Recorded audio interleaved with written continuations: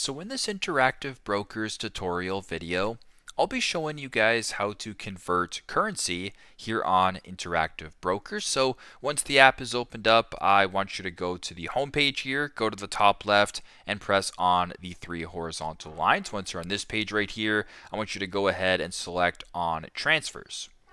Once you're on this page right here where it says convert currencies right below deposit funds and withdraw funds, go ahead and select that option right here. Then where it says convert, you can go ahead and select convert currencies right here. So exchange one currency for another.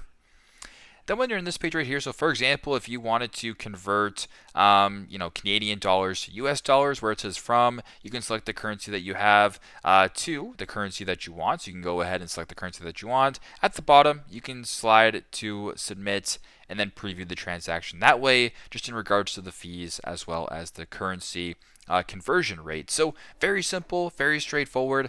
This is how to convert currency here on Interactive Brokers. Thanks again for watching, and I hope this video helps.